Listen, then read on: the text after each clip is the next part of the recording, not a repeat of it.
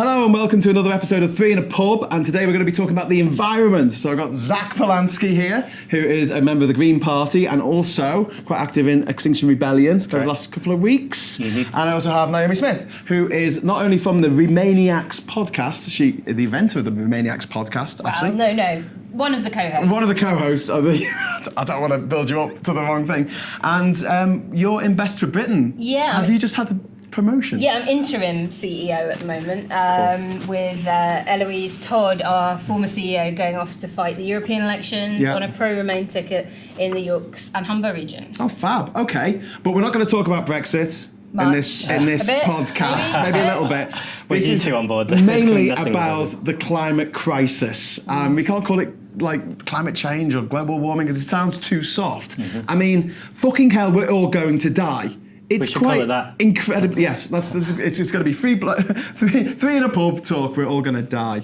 But how bad is it? Is it because I watched Our Planet with David Attenborough? I really recommend it to anyone who can watch that scene with the walruses. You got these hundreds of walruses who normally sleep on the ice because they can't sleep in the water. They go to a little island in the north of Russia, and they're crammed onto this little tiny island, and there's so many of them on the island crammed in. Some of them are climbing up the hill and throwing themselves off the cliff, essentially committing suicide, although they don't know they're committing suicide, because they think they're diving off the ice, I guess, into the water, but they're not, and it's absolutely horrific. And it's the sort of thing that you watch, and then you want to get it on your phone and go up to people in the street and go, look at this! Look what's happening! But, right, so let's talk Extinction Rebellion. Huge response to what they've been doing, and it's been really creative. And so what's the story behind Extinction Rebellion? Because it was quite small level up to this point, but now it seems it's everywhere. Yeah, because you said I've been involved a couple of weeks, but actually I've been involved since last year.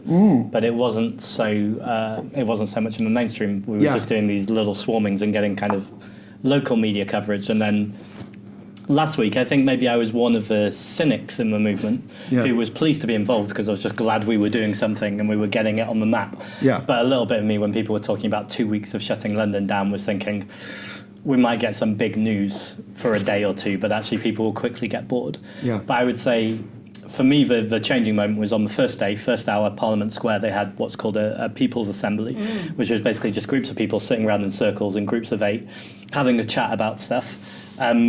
Facilitated really nicely. That's a whole subplot to this conversation, but no one interrupts each other. You make a point, you make a direct point. So really set rules. And what I noticed was there were 15-year-old girls in my group, and all 3 of them had an equal amount to say, and no one interrupted them. And I thought, in a political space, how rare is it? Exactly. Well, and people who watch this podcast will know that I interrupt incessantly, but I'm letting you speak. Go ahead. A podcast is a different format, though, as well, than a sensible political discussion. With no offence to podcasts. We are not having a podcast. And anyway, just hearing this group all talk and thinking, wow, they really had things to say, and this was amazing. So very quickly I thought, something is changing here, and actually you could hear the passion that was going on. I was with my cousin, and she was... How old was she? She's a little bit older than me. Okay. I don't know her age. Well, one of the 15-year-olds. Oh, no. A bit older. She wasn't in that group, but I would say she's from Durham. She's a little bit more nervous of big cities. She's amazing, though. She's a warrior. And she was so serious about climate change, but not so serious about getting arrested. She was terrified about it. So she just said to me, if we go along, we won't get arrested, will we? I said, no, we'll keep it cool. We'll just hang in the back. And then within 24 hours, she was with me while I was being handcuffed. But I think that's... What did you do to get arrested? So I was leading chants on Waterloo Bridge. I was one of the first to get arrested. So literally what happened was I was chanting. You must be doing more than that, because I've chanted and not got arrested. Sorry, officer. Yes, that is true. Stop the interview tape. I was at the front of the bridge and doing call and response chants. And of all the chants I was screaming was, tell me what democracy looks like. And everyone else chants back, this is what democracy looks like. And at that moment, like some sort of film, I'd say 200 police officers came over the bridge in military formation, in pairs. Wow. And one of the officers said later that pretty much they saw me and how loud I am. I've got a big gob. And he was like, we need to take him out first. So they all, in a very intimidating fashion, just all came over to me. But what was the charge? Obstruction of a highway. And then there was a charge about the fact that you were allowed to protest in Marble Arch, but you weren't allowed to protest on Waterloo Bridge, which is called a Section 14. But I didn't know that. And I chanted so loudly, and the crowd were chanting so loudly, I couldn't hear the police warnings and the cautions. Genuinely couldn't hear the police warnings and cautions. And next thing I know, I was in handcuffs. Etiquette said, "What do you do now when you've been arrested?" Because I've never been arrested before. So I just carried on chanting, and God bless the crowd, they carried on responding. So it's quite a bizarre arrest of just kind of being chanted backwards and forwards. But the arrest isn't really the point. I just think it was amazing that such a huge group of people mobilized so quickly. And actually, when push came to shove, said, this is something I'm willing to be arrested for. There's a whole sub-conversation about, we've got to be careful we're not fetishizing arrest. I've got to be very aware of privilege and power, that I have jobs that mean that if I get arrested and freelance, I can kind of get on with it. It's not convenient, and I'm very aware of that. But I don't accept that that means that people shouldn't get arrested. I think that means even more I have a responsibility to advocate for people who might not receive such good treatment by the police, who might not be able to get arrested because they'll lose their job, or just feel like it's not something they can do. I feel like when people feel able to step up, then it's time to step up. Yeah. You're allowed to interrupt, by the way. No, I was going to say, because that's a lot like people going on strike. Back in the day, it was a lot easier to go on strike, not just because you didn't need, permission from 100% of the bloody union to do it. Also, a lot of people didn't own their own houses. They didn't have a massive mortgage to pay off, or they'll lose everything each month. Make that payment, or you lose your house and everything that you've put into that house so far. It's a brilliant way of enslaving the population, making sure they don't go out and strike. Thanks for that, Thatcher. I did a piece of work in one of my previous jobs that was looking at what makes a good leader, and interviewing people all over the world, whether they came from a business background, a civil service background, a military background, you name it. And the attributes of a really good leader were so often things like, courage, bravery, fearlessness, an ability to horizon scan. But you said a really good word there, Zack, around privilege. What that meant was the people who were sort of free to take a few risks on behalf of their organisation, their campaign, whatever it was that you needed to do in order to break through and have a step change in the outcome of your organisation, whether it's business or otherwise. In order to be able to take risk, you have to come from a certain level of privilege. And it was therefore so often people who were independently wealthy, who were able to be, whether it was, the most outspoken advocate in a parliament as a politician, or as a campaigner, or as a business leader, and that we have a crisis of conformity coming up through the ranks because of that inequity between the generations, that now no longer do people have that same level of social mobility that their parents had, and that so few of us now are in a position where we can afford to take any kind of risk and speak out and be change, because the risk is so high, as you say, with losing your home if you miss a mortgage payment, or not being able to feed your children. That's the very real risk. That's a terrifying prospect in this country, which is ridiculous when there's we're the 5th biggest economy in the world, maybe the 6th now. But the fact that there are so many food banks, there's so many homeless people. Why? What? We've got the money. Apparently, via Brexit, we can afford to lose £1 trillion of assets from London. How many is a trillion? That's a million, by the way. So get 1,000, times it by 1,000, and then times that by 1 million. That's $1 trillion. That's a lot. It's all gone. All gone. To the EU. Thanks, Brexit. Anyway, getting off the subject there a little bit. But I'm always happy to talk Can we about just Brexit. talk a little bit, before we start talking more about Extinction Rebellion and the methods that you've been using, which I think have been great and really headline grabbing. Can we just talk about the environment for a sec? Right. About, how long have we got? I mean, can we do anything? Can we actually stop this, or can we just mitigate what's happened? No, so we far? can do loads. We've got 11 years, according to the IPCC report, but I try and not give that fact as much as some of the Green politicians do, because I think it can sound like in 11 years we need to start doing something. No, but everyone always puts puts their homework the night before. We need to start right now. It's 11 years until we're going up. I think it's to 1.5 degrees. We've got to avoid the 2 degrees. But we're talking already that Bangladesh are going to be submerged underwater. There's whole areas of East Africa. This is a really happy conversation for a pub. Whole areas of East Africa that'll be uninhabitable because it's just simply too hot. Yeah. So And so there's loads of stuff that we can all do individually. You actually have two vegans on your show today, me and Naomi. But this isn't just about individual choice. This is about systemic choice in business and corporations. But actually, I don't think it's an either or. I think we can all take individual choice. I don't think we can take individual choice that lets big corporations off their responsibility. I think it's us making individual choices that actually leads the way and influences those big businesses to say, actually, as a population, as individuals, we're not going to stand for this. But of course, we need governments. And just look at the impact of consumer trends on business. So yeah, we're both vegans.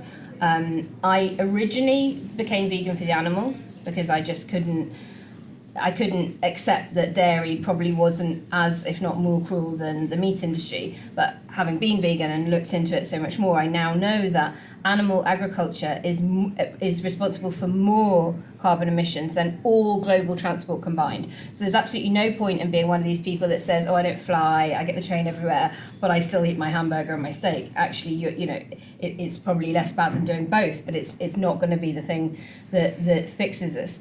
But what we've seen enormously in, I'd say, the last 3 years, certainly, and rapidly in the last 12 months, all of the big businesses responding to that change in consumer taste and people switching towards a plant-based diet. And now you go into almost any food outlet and there are vegan choices available. Yep. And in most of them, there are many, many, many. And they're all cashing in on it, whether it's Sainsbury's with their new shroom dogs, even M&S, who've got a much older clientele. I'm wearing them right now, vegan trainers. They even marketed their non-leather shoes as vegan. So, and I love the fact that this really upsets Piers Morgan. Who choked on his Greggs sausage roll. That made me go out and buy a Greggs vegan sausage roll, even though I'm not a vegan. Yeah. Just because I hate you, Piers. You'd make a great vegan. You'd be a brilliant vegan.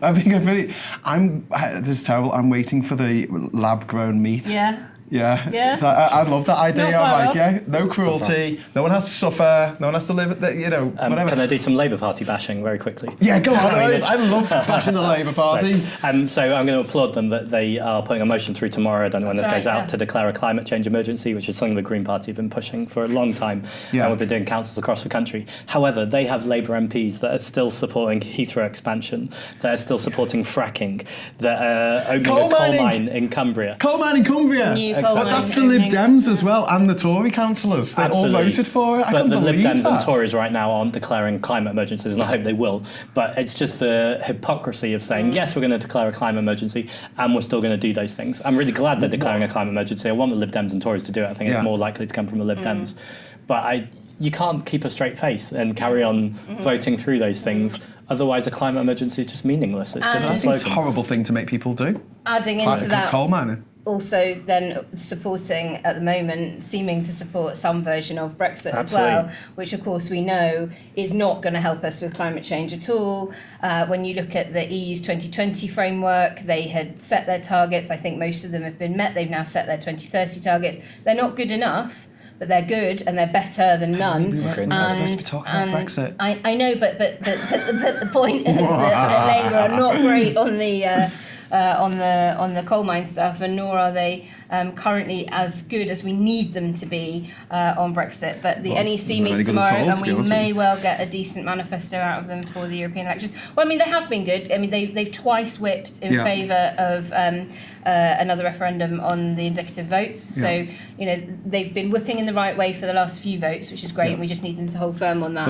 We've got a bit of a save the cheerleader, save the world moment here. We need to stay in the EU in order to save the world. Exactly. Because the EU has free trade deals with 1/3 of the world's GDP. I'll go back into the stats in a moment, but 1/3 of the money that moves around the world is part of either the EU or the EA or the deals that the EU has with places like Canada, Japan, Singapore, South Korea.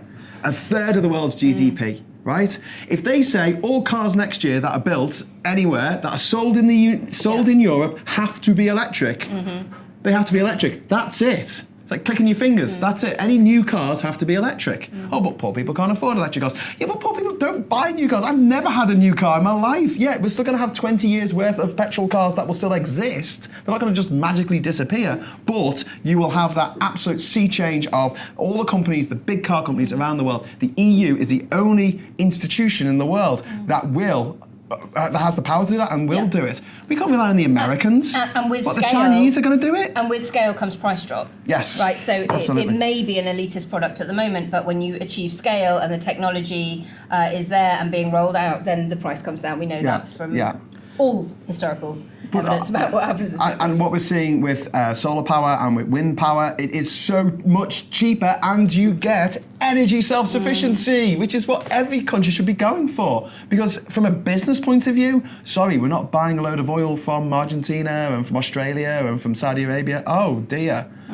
Do you know what I mean? Yeah. And I don't think that's it's just a good business thing. point of view, although that's, I'm not agreeing that says, let's in the words of Boris Johnson, fuck business. And Fuck business, Boris Johnson. I'm not coming from that point of view, but I'm coming from a collapse of civilization is even worse than bad business point of view. And actually, I'm agreeing with everything you're saying. And the EU has massive environmental protections that we just can't trust this Tory government to do. And there's a big thing called the precautionary principle, which this Tory government, let a future Tory government's going to be even worse. That's true as well, and with Trump in the White House. It's so true. Precautionary principle basically says that if something is deemed enough of a risk beyond reasonable doubt, then you have to treat it as a risk it might be. The EU currently treats climate catastrophe as a precautionary principle. There will be no protection from that the moment we leave the EU. This is a huge thing between us and the Americans. With their regulations, they generally have regulations as you can do whatever the fuck you like, but if you kill anyone, then we'll look into it. Whereas the EU is on the side of caution, like it says, precautionary principle. You have to prove that this bee is not going to kill me before you're allowed to sell it to people, and that's a better way of doing things. It probably will eventually. Spoiler alert. What do you think about the sort of the pushback then against the climate change activism that's been going on, especially in the last few weeks with Extinction Rebellion? The pushback from generally old white men in the media who are saying things like, from Jeremy Clarkson saying, we know we're destroying the environment, but shut up, to people like Piers Morgan saying, this is disgraceful, how dare they interrupt people going to work. I said, well, this is quite important.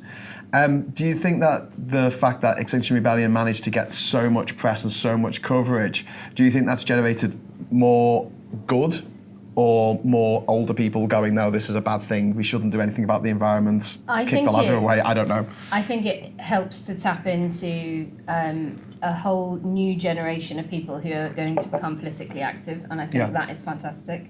I think I think a couple of the tactics where it was disrupting public transport and then pushing people onto the roads and off of bike lanes was probably not great. Agreed entirely. From the optics of that, and that probably did help to undermine some goodwill with people who would be otherwise sympathetic.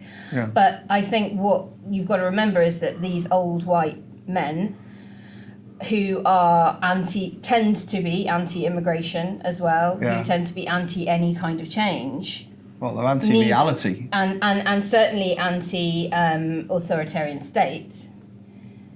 That's what's coming down the road if we don't stop climate change. As you mentioned, Bangladesh will be submerged. Parts of Africa will become unbearably hot for people to live in. Crops won't grow. We are going to see huge migration shifts. We're going to have far more people seeking refuge in the part of the world that we're inhabiting, we're lucky enough and privileged enough to have been born into.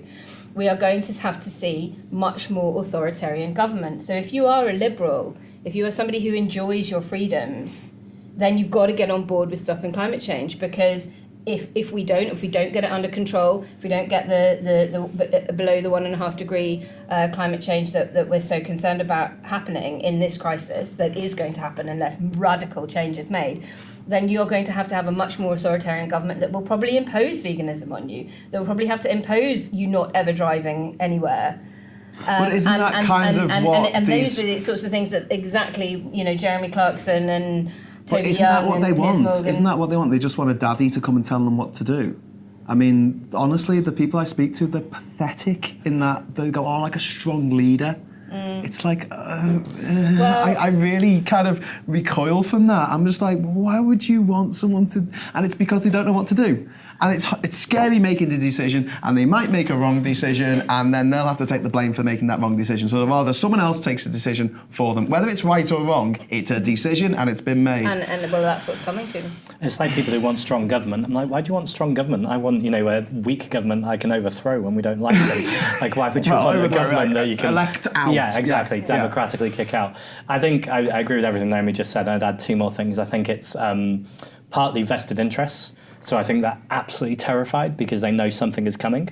I did some Labour bashing before, now I'm going to do some Labour loving. But I think what Jeremy Corbyn and Momentum have done for this country is fantastic in some ways. They're exactly what Naomi was saying. They've electrified a whole generation of people to suddenly get really interested in politics. Back to Brexit, I worry what's going to happen with that generation when they see that Jeremy is selling them down the river, by not backing a people's vote. Hasn't Brexit kind of done that? Like the only good thing of coming from Brexit is that now we now have over 1 million activists who actively are involved in politics. My partner's standing as a Change MEP for Change UK, and she wasn't interested in politics at all until Brexit came along. She's a physicist. And I think Extinction Rebellion's a continuation of that. We're having a little green surge going on literally this week. We've had, I think, more members than joined us in 2017 for the general election. It seems to be growing again. And I think a lot of that must be off Extinction Rebellion, although I'm sure some of it is people's vote stuffy. And other things are just because members grow at election time anyway. So David Attenborough. Yeah, absolutely. So thank all you, of those David. things. Thank you, David. And Greta Thunberg, who's absolutely brilliant, and she's so clear and precise in what she says. She is incredible. And seeing these horrible old bullies on Twitter laying into her, and it's just like bullying a 16-year-old girl now, are we? Is this how low you've sunk? But I don't think there's any depth that some of these people can sing to, so it doesn't come as a surprise. And part of it, I think, is almost a branding issue when people have cognitive dissonance about, they don't want to change their lifestyle choices because of, what's coming down the road. Caroline Lucas, 10 years ago, came up with the Green New Deal. I wasn't around in politics, so I don't know how much traction it got, but my guess is it didn't get a huge amount because I'd never really heard of it until a few years ago. Now Alexandra Ocasio-Cortez has pretty much taken the same deal and she's championing it in America, and with her star power, it's going huge, and Trump is commenting on it, even if he's not particularly complimentary. It's now being pushed by Caroline Lucas and Clive Lewis of the Labour Party. But I feel like this time, the time is right, the politics is right, the movement is right, and actually, it doesn't mean we can be complacent. It could easily get thrown out the window. But I think with enough people pushing it and moving it at the moment, there's enough conversation happening that actually we could make these significant changes that Naomi's talking about. And I think it's people realising that we've got to make these changes now, and they can be more subtle changes if we make them now and ease them in, or they are going to be dramatic shifts, and that's not meant in a threatening blackmail kind of way, but in a kind of we need to save the planet. There won't be a choice. Yeah, exactly. Well, this thing is that people say, we want to save the world, but the reality is we want to save humanity. Right. We want to save people. We want to save our children and our grandchildren because they're going to die screaming a violent death. And we just, I think you spend too long out of any kind of sphere of violence and the theatre of war and everything, and people just forget so quickly what it's like to wake up each day in the fear that you might die violently. Right. And we are entirely around the world, we are the least likely people to die a violent death since the dawn of man. And we're in the real sweet spot at the moment, and no one appreciates it. No one's going, this is fantastic what we've got here, let's preserve it. And it's annoying that you have conservatives with a small c saying, no, let's leave everything as it is, it's all fine. But you're like, well, things are going to change around you if you don't do anything. If you want things to stay the same, change it. It's one of the reasons why I'm vegan, because I think until we start to treat animals far better than we do, there is no hope for how well we will treat humans, because we have normalised the abuse of sentient animals, and it is abuse. When it only takes a very, very scant bit of research on how male chicks are killed for the egg industry, or how cows are kept pregnant and artificially inseminated, without any sort of natural intervention at all, and that they're, to keep them producing milk, how their calves are slaughtered, and we then steal their milk, and we, cause these poor cows to have terrible infections, and that means we have to pump them full of hormones and antibiotics to stop the milk from their udders from having sores so that you can keep milking them, and then once they pass their useful life after just a few years, then they are also slaughtered. And we've so normalised that for really amazing sentient creatures, pigs in particular, so clever. So I think until we can learn to stop treating other species as brutally as we do, there is no such thing as killing animals humanely, because by definition you would do it to a human. And I think we do live in this very, very strange time, and I hope that if humans do survive climate crisis, that humans in a few hundred years' time will look back on past humans as barbaric in how they treated animals through mass agriculture and the industrialization of meat products in particular. Absolutely. It links in with all of this, but I think a moment I'll never forget for the rest of my life without over-dramatising it is a few days after getting arrested, I was back out again. We walked from Marble Arch to Parliament Square. Again, I was at the front of the march. And we were trying to get into Parliament to deliver letters to our MPs, pretty much around these exact issues. And we were told we were only allowed on the grass at Parliament Square. So we behaved all the way. And then just as we got to Parliament Square, no one made the decision. It was very much a group decision. We decided to do a loop round on the road, which was disobedient because we've been told we weren't allowed to, but it felt like it was a reasonable amount of disobedience where we're saying we're not going to play entirely by your rules, but also we're going to behave within the framework. And so we did a circle of the square, and then on the very last bit, just before you get to Parliament, the police officers just stood in a long, long line, about 30 of them, just straight line, arms folded. We'd been chanting, and I'd been leading the chanting, and then someone said to me, stop chanting, and I realised instantly what they meant. And so we just started to walk in silence, just towards these police officers. And there was a line of them literally blocking us from Parliament. And then this is going to become a conversation about proportional representation because you got me on the show. But I couldn't think of anything more symbolic than being blocked from democracy by a group of people who probably agree with you, but we just haven't quite got the system right to be able to have a discussion about how these things work.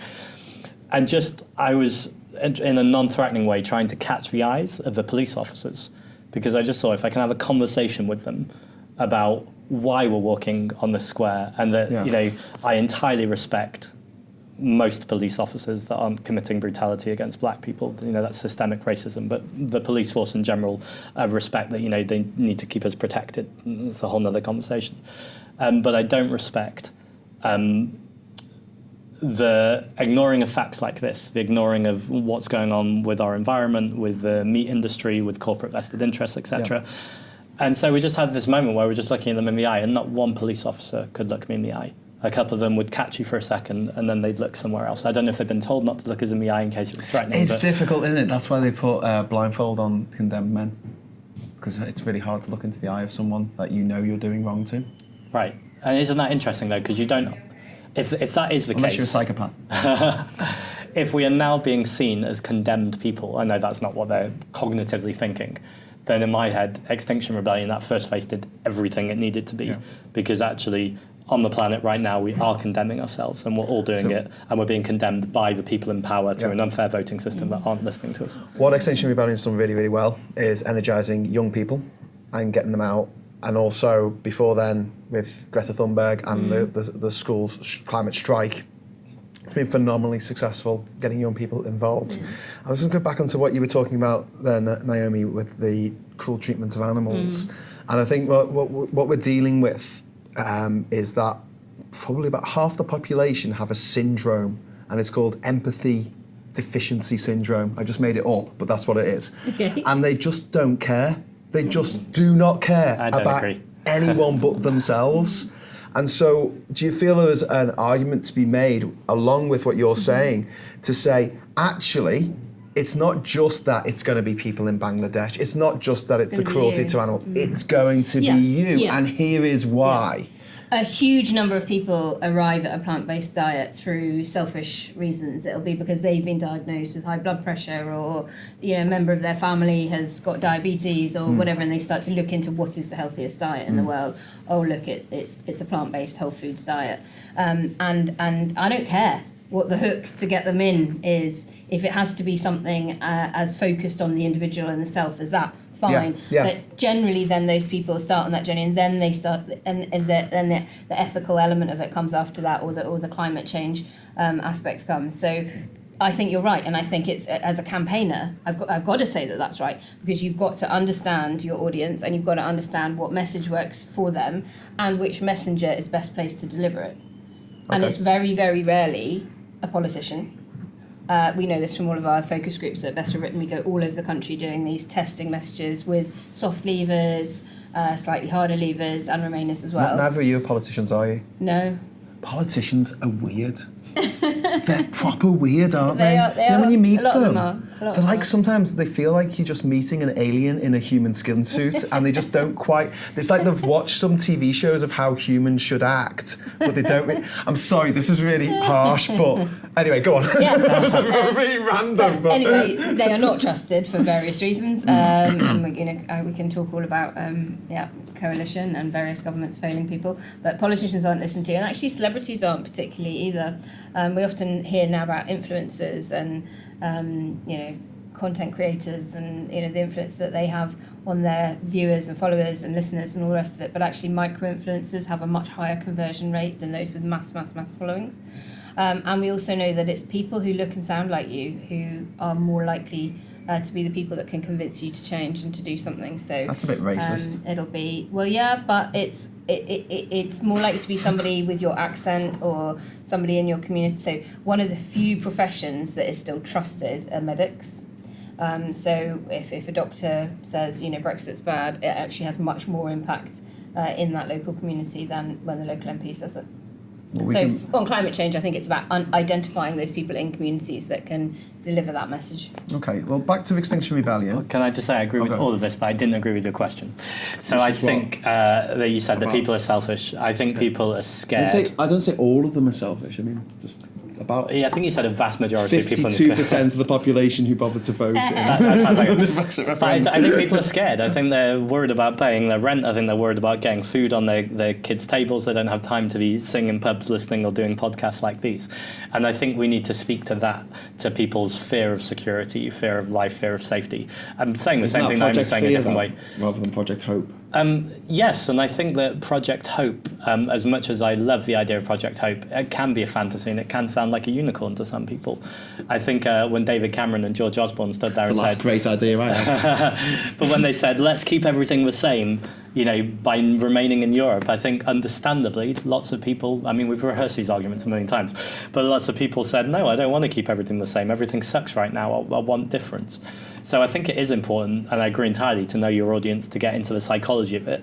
But I think I am speaking from a political perspective now, but as soon as we think, oh, everyone's selfish, or oh, everyone doesn't give a shit about anyone else, we might as well give up, actually, because that's the far right. I was just going to say, we've got 50% who will agree with you entirely and try and do something about it, perhaps. And then you got 50%. I was just asking how we get through to the 50% who, on the outside, just don't seem to care. I mean, I've had a conversation with a guy who literally said, I don't care if my quality of life diminishes by 10%, I just want to be out of Europe. Right. And it was interesting, because you qualified it then. You said on the outside, they don't seem to care, and I agree with that. He wasn't a single mum. He then jumped in his Ferrari and drove away. I mean, do you know what I mean? It's a bit... You didn't get onto your point about proportional representation. You said you were going to, and then you didn't quite make the segue in. Yeah. And maybe we should talk about that in terms of what can actually give people change. Absolutely. Real change. And the idea of the spirit level as well, about, Oh, that's a good book. It's a fantastic book. But you should read that, The Spirit Level. Very good. Actually, in an equal society, everyone benefits from it. So that guy who's driving off in his car, he would benefit also from a more equal society. So I think it's getting that through to people. Proportional representation, I mean, I think the obvious place to begin actually is a fact that I heard last week, which I didn't know, that in Norway and Germany, where they have, high rates of climate change activism, they only have 5 Extinction Rebellion groups between the two countries. In the UK, where we also have climate change activism, we have 140 Extinction Rebellion groups. And that's because if you live in Norway or Germany and you want to change something on the environment, you can vote, you can campaign, you can stand for election, and there's a good chance, or a fair chance, of your vote counting. In the UK, there's very little chance of your vote counting. In fact, most seats haven't changed since Queen Victoria. Until we have a fair voting system where seats match votes, and I'd encourage everyone to check out Make Votes Matter. Yeah, very good organisation. Fantastic Just campaign from a group. point of fairness, why aren't all constituencies the same size? I think that is more complicated. I mean, we're down a rabbit hole of thinking now.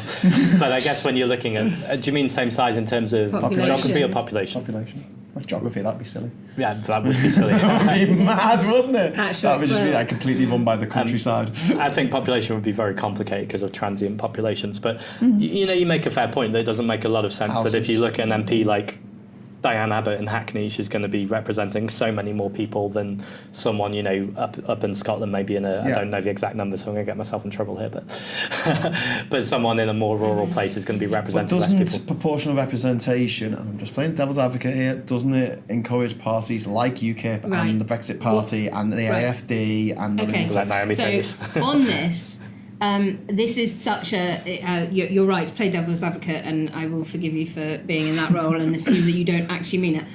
What a proportionate system does is it stops any one group getting absolute power. So the fear, I mean, look, the far right have always been with us, and lots of liberal metropolitan elites are all squawking around, bloody Tommy Robinson, oh my God, how have we let this happen?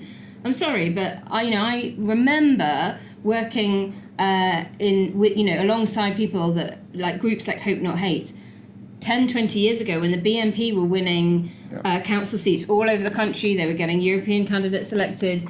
The fascists have never ever been very far away. It's just that some climates are more acceptable for them to raise their heads, but they're always there. And what a proportionate system does is it ensures that they can never have absolute control. And as first past the post governments are returned as being. So actually, if we want to ensure that their wings are always clipped, an equal votes democracy is much more likely to keep them in check than run the risk of them mopping up huge numbers of seats at any one time. Okay, and also, shouldn't UKIP have representation? If people want to vote UKIP, I don't support that.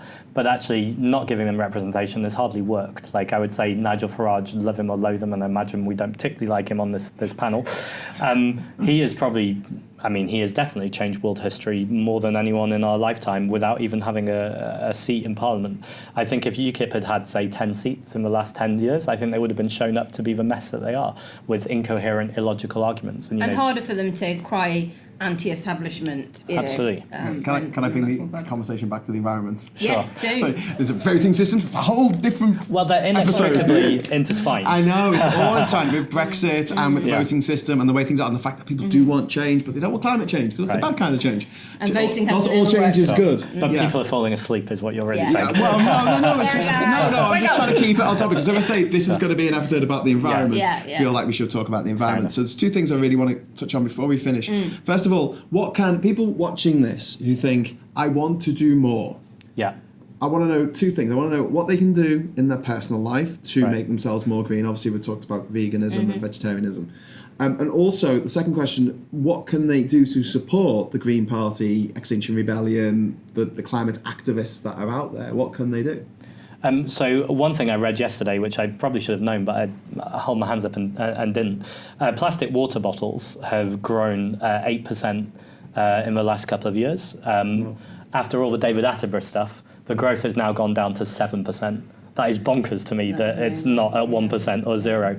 The fact said that if you took the whole of, I think it was Wembley Stadium, packed it tight with water bottles, if you used all the water bottles that the UK used last year, you would still have a skyscraper, literal skyscraper of water bottles with the amount that the UK wastes in plastic. So although it's not the biggest change, it was just really obvious to me that if I had this conversation in the future, I would just beg people to stop using water bottles and just get a reusable water bottle. That's not going to save the world, though, but it is going to make a difference. It's made of plastic, though. I feel bad now. Well, but I'm not going to throw it away. I've got right, exactly. I think it's about ending single-use plastic to begin with. What we've said, though, is it's much more about systemic change, although eating a plant-based diet would make a lot of sense. Less flights. So I think it's 75% of flights are taken by 15% of people. One Green Party policy is a frequent flyer levy, which is to say that your first flight is at normal tax, and then the tax goes up quite steep. So actually you're looking at the people who are taking constant flights. Do you happen to know anyone who's been to every country in the world without flying? Because they could probably help you with that. Oh, really? wow. Have you? Yeah. That's I'm in the Guinness Book of Wait, Records. did you write a book about it as Yeah. well that you posted on my Facebook? What's Yeah. the book called? It's Man of the World by Graham Hughes, which actually was nominated as one of the books of the year by Kirkus Reviews in America. Wow, well done. Critically Yeah, acclaimed author here. Amazing. And I make podcasts, and I make a really good casserole, but obviously a vegan one. Now they really are falling asleep. Yeah. And there's an amazing website that you also tagged that on, which was it Seat 61? Is that Yes. the next one? Man in Yeah, Seat the Man in Six- Seat 61. It's brilliant. Yeah. That's a really good one. That Totally is, recommend it. if you're going to be travelling around Europe or even the world on the trains, then that's the website to go to. It's seat61.com. But this is all the little stuff that's important. The big stuff, Yeah. people need to vote. They need to campaign for proportional representation. And obviously, I'm going to say that people should vote for the Green Party because I'm on the London Assembly list. But actually, if you're a Liberal Democrat, there's some Liberal Democrat MPs who have been really strong on the environment.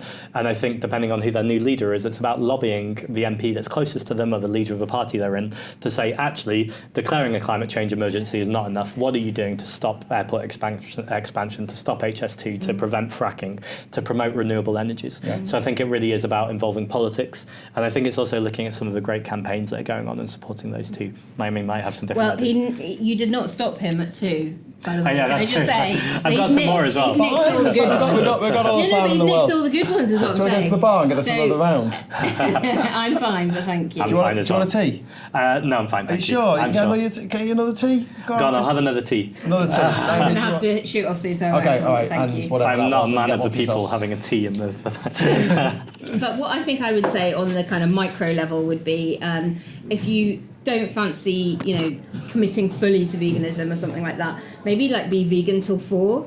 So some people, try and eat really, really healthily, breakfast and lunch, and then they go to town a bit and dinner. So maybe having porridge for breakfast that's made with a plant milk, and vegan foods, loads of them available now in every sandwich shop does vegan alternatives, salads, soups. Most of them are always vegan, so that's great. And then have whatever you want for dinner. Even just cutting down 2/3 of your meals from being meat free or animal free would make a huge impact and be a great start. And then on a more macro level, I think just getting involved with the lobbying, find out who your MP is, use one of the websites They Work For You or write to them, and make sure that you're letting your MP know that climate change is something that concerns you, that you're worried about the future of the planet for your children and your children's children, and that you expect them to think about you when they're voting on things like fracking, on green investment, on Green New Deal, when those bills are coming through Parliament.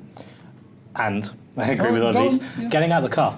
So for those people who are able, cycling, walking, using public transport, nitrogen dioxide in London is nearly as bad as Beijing and considerably worse than New York. Yeah, but there's things that we're talking about things that people can do. One of the things that drives me out, and I always try and get through whenever Sadiq Khan is on LBC, I'm always trying to get through, because I don't want to talk about Brexit, I don't want to talk about knife crime, I want to talk about the fact that we have 12 AAA train stations in London, national and international train stations, and we have 1 coach station, which is in the middle of the bloody city. And you have to drive down Oxford Street to get there. Yeah, and it was built in the 30s when there were no cars. Yeah. And it's for people like me who take the megabus to get down to London, even though it takes 6 hours, it is the way we get into London. And it's why can't they have a northern bus station, a western bus station, a southern bus station like they do in other big cities like Mexico City, Bangkok, instead of having these big diesel engines coming into the city centre? I think that they should just put the price of the congestion charge right up as well. I don't think it's anywhere near enough of a deterrent at the level that it's set at the moment either. Don't you feel a little bit though that, I'm not saying I disagree with that, but wouldn't that negatively impact people who are on a low income and need to come in because they can't get in the morning because the public transport isn't working, if they're working a cleaning job, or if they're working absolutely right. So one of the But things. if you're a multi-millionaire, who cares? Yeah, and look, I don't think that cleaners that live in Zone 6 drive into central London. I think they're on night buses and walking and maybe cycling, and that is a whole other conversation about the housing crisis, of which I am very happy to talk about at length. We can do another one of these. We can do another one of these where we talk about the housing crisis. Yeah, because that is a huge part of it. I'm actually hoping to do one of these with shelter. Oh, great, great. About Yeah, please, homelessness, do. crisis Sorry, Yeah. And sorry, I interrupted you. Yeah, well, no, just basically to say that I think that anything that we can do to get people out of cars and walking, and even for the health benefits of that as well, and taking stress off the NHS, so they're really doing more exercise and walking where they can. But how can you walk if you have any kind of lung condition or asthma or anything like that when you're breathing in such dirty air? Which I do think we do need to put the congestion charge up to really get the very, very big vehicles off. I know we're kind of new, what's it called? New ULEZ. Ultra low emission zone come in. But again, it's not that much of a deterrent. I saw that like Uber kind of went quiet for about a week, and it was harder to get Ubers when it initially came in, because even some hybrid vehicles weren't qualifying for it, but that doesn't seem to have lasted for very long, and they've all got around it again. And we now, need it to be all, bigger and faster and all of those things. Absolutely. And Sadiq Khan said we need to go back to business as usual, which I just think is the most worst term you could possibly use. It's just awful, and I can't believe that since he said it, he's not rowed back from it or qualified it. But it's business as usual, which is literally destroying the planet. On housing, I mean, again, it's inextricably linked with the environment. We need to make sure when we're building housing that we're looking at sustainable ways to keep heating in, to keep energy in, insulating homes, etc. The environment is the thing that kind of overreaches everything in the same way for me the voting system does, because if you don't have a fair voting system, then the way you decide these decisions. Interesting, at Extinction Rebellion, I got a bit of kickback actually, because I was doing a lot of media interviews, and I would talk about Brexit in the media interviews, and people would say, you're mixing what we're doing about the environment and about Brexit. But again, it's wound up tightly. Exactly, and it's intersectional. Do you care about the rest of the world or not? Do you want to be a part of the world, or do you want to be some little island just belching out pollutants? So I think these are all the questions of our time, but I think it's very hard to segment them actually. And I think the hope here is I'd encourage people to check out an organisation called Compass, who are a cross-party alliance of various parties, and particularly on the left or centre left. Not great on Brexit though. Not great on Brexit. Well, they've been, I would say, impartial, which is not great. They're not representative of their members on Brexit. I think in their defence, although I'm not speaking for them, they're pushing for a citizens' assembly, so similar to what Extinction Rebellion are pushing for on climate change, is to get a group of people together, thank you very much, like jury, so almost by sortition, give them all the facts, all the evidence, and then let random members of the public over a longer period of time make informed decisions on things. So I think that's why they're being careful with that. But anyway, that's a... But these are things that we would like the government to do, like local councils to do. What we can do is, like you say, cut down the meat. Beef in particular is terrible for the environment. It is just insanely bad for the environment, and just cutting down on it is good. Like people will say to me, "Oh, I could never be vegan because I can't give up bacon sandwiches," and I'm like, "Fine, just don't give up bacon sandwiches, but give up all the rest, make and you'd still be doing 98% better than you're doing right now." Make it a treat. If you have something every day, it just becomes white noise, doesn't it? It's not great. It's not like, oh my god, I'm doing this thing and it's really special. Diminishing marginal utility, they call it in economics. Okay, whatever that is. Washing your clothes in cold water and hot water where you can, changing light bulbs to make them energy efficient, not using tea bags because they've got plastic inside them. What? Also, Zach, you're killing me here. I eat tea bags all the time. Loose leaf tea. Loose leaf tea. There's lots of women's sanitary products that, again, are inequitable, and actually we need to be looking at lobbying companies to make those. Who makes? Hang on, stop. Tea is really important to me. Don't tell me that it's destroying the environment. And I'm being careful not to be a hypocrite here, because I've just had a tea bag thing. But like that has plastics within it. What? How? So they don't biodegradable. Is there a company that makes biodegradable tea bags? Yeah, well, loose leaf tea bags. So no, a tea bag that's biodegradable. I don't After know. a year. I don't know either. So. You've got me stumped. PG. Maybe Tetley, Yorkshire, if you're watching this. Probably do. They're quite ethical. Yeah, that would make sense. Yeah. I was on Femi's podcast the other day, and he asked me, "What do you do with plastic bags that you don't want to use?" And obviously, my answer was, "Just don't use plastic bags." And he said, "No, I've got that. But what do you do with the plastic bags that you've already got?" Yeah. And I've still not found a good answer to that. So my point really is, I don't think this is about being on your high horse or saying, "I am so green, I've got all the answers here." I think it's about doing everything that you can on an individual level, as well as pushing for systemic change. You don't have to be absolutist about it. No, absolutely not. Just little changes in your life, little steps. Right. Okay, and the second part of the question was, how can we help Extinction Rebellion and the Green Party and the green activists in the country? What can we do to sort of help them along the way? I mean, my really honest answer is I would much rather people help the Green Party than Extinction Rebellion, and I'll explain why. I think Extinction Rebellion were born out of a need of an unfair voting system, of which we're not getting Green Party politicians elected for all the reasons we've talked about. Right. I think if we could change that voting system, then actually there wouldn't be a need for it. Yeah. Exactly. And I say that with all respect to Extinction Rebellion. You know, I've been very involved and I respect what they do. I keep saying this about Brexit and about everything else. You play the cards you're dealt. Right, we absolutely. live in a first past the post system. What can we do to help the activists who are going out? Because I want to talk a little bit, I know you've got to get going, but the creativity of Extinction Rebellion has been brilliant. It's We've been got amazing. so much to learn from political parties from what they've done. Yeah, and the anti-Brexit movement, the pro-EU movement has a lot to learn. That's We true. do a rally and it's like, oh, look how many people turned up to the rally. That's it. Yeah. That's not what makes headlines, really, unless there's a million people, which did make headlines. But that's eventually. But Extinction Rebellion managed to get itself in the news every day for 2 weeks. Yeah. So what advice would you give to people who want to support it, and also for tactics going forward to getting that kind of media traction? I'm talking a lot. Do you want to go? No, I mean, look, my advice to people that want to support them is just get involved and join them. We've had declining party memberships for a very long time. That has been reversed a bit. We've seen with the rent quake, it wasn't a youth quake, it was the rent quake with Jeremy Corbyn. It was the renters saying, no, we've had enough of this and wanting to get involved. I just think everyone needs to have a sense of civic responsibility and civic duty. So join whichever political party you think most aligns to your views. You know, the Lib Dems Unless are it's the Brexit party. Don't join them. I hope none of them are watching. Can't imagine them. No, they do, because they leave comments. The comments. Oh, the comments. Never read the comments. The Lib Dems have relatively good green credentials, and certainly historically have tried to as well. So, you know, whether it's them or the Greens or Change UK or whatever it is, I would just urge people to get involved, because civil society can only ever take you so far.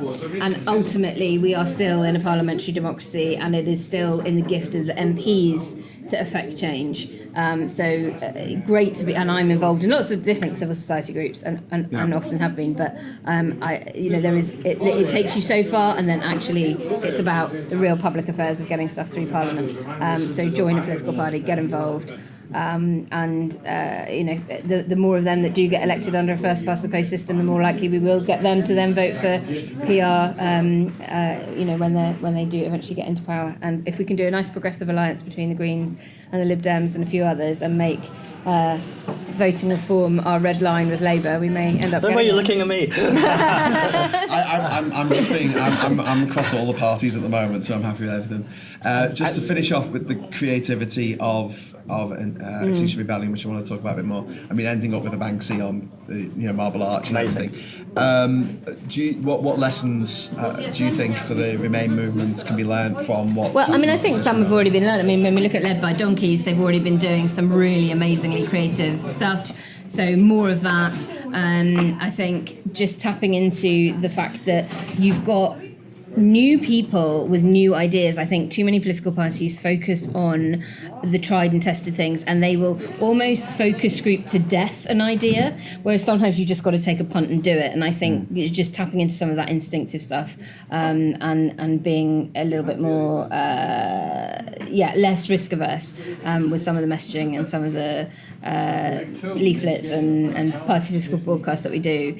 Obviously always constrained within the rules of how you're allowed to do those, but trying to be a bit more edgy with it. Oh, really?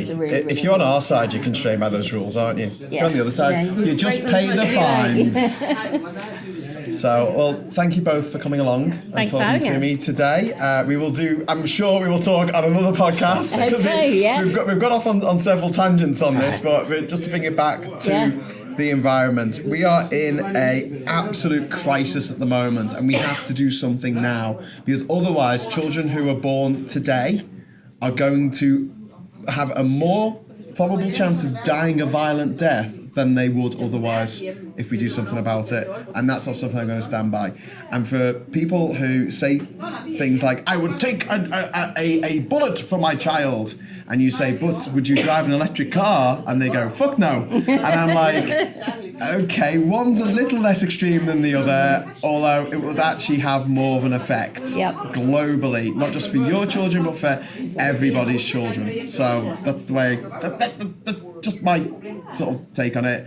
And I love the cartoon which came out before the Copenhagen Climate Summit back in 2009 or something. And it was a guy at the front of an auditorium, and he had on his whiteboard, he had clean air, energy self-sufficiency, less asthma, less respiratory diseases, blah, blah, blah. There's a big list of good things. And then someone's at the back saying, but what if it's all a hoax and we make a better planet for no reason?